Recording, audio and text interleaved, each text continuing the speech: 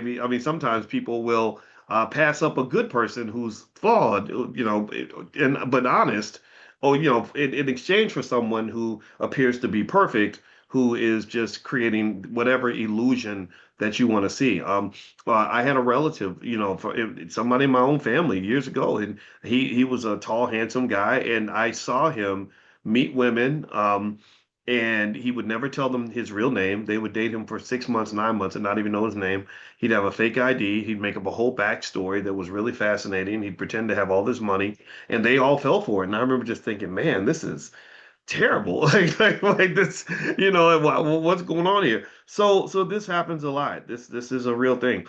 So here are some things that romance scammers use to pull people in. I see that happen to men and women. I had a friend who was a mentor of mine, and he met a nice, beautiful lady, and they lived in Africa, and she, and she had this whole. She looked so perfect on paper, and I remember looking at, and he showed me everything. I said, dude, that's a scam. Like, I said, that's not a real person. Like, I said, just wait till she asks you for money. I said, has she asked you for money yet? He said, no, she's got her own money. I said, no, she's going to ask you for money at some point. It's going to be an emergency or something. And then about 3 weeks later, she did ask for money. He said, yeah, I saw that. And it woke him right up, right?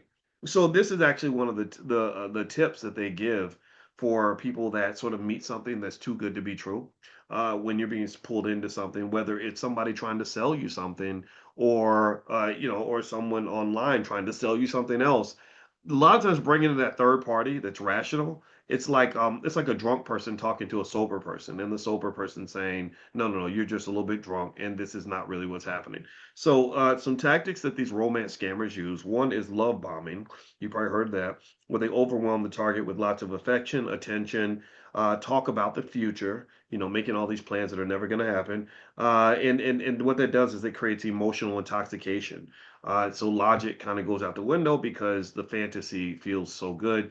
And some of us are very, if you're very vivid and you can imagine things, then you can almost live a whole alternate reality that doesn't exist yet. That's why and it works really well on women because I didn't understand. I spent time when I wrote Financial Lovemaking, which, by the way, you guys can have a free copy of the book. If you go to boyceandalicia.com, you can have a free e-copy. If you want a hard copy, there's a small fee for that, but you can order that in my bookstore, but you don't have to do that. You can get the e-copy for free. Just go to boyceandalicia.com.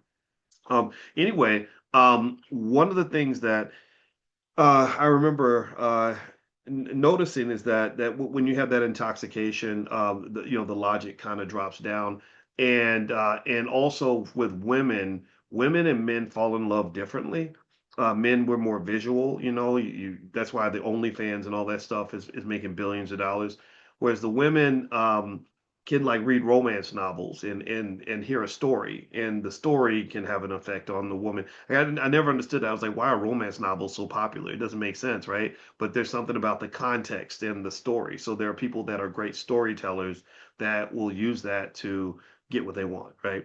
Um, Manufactured intimacies.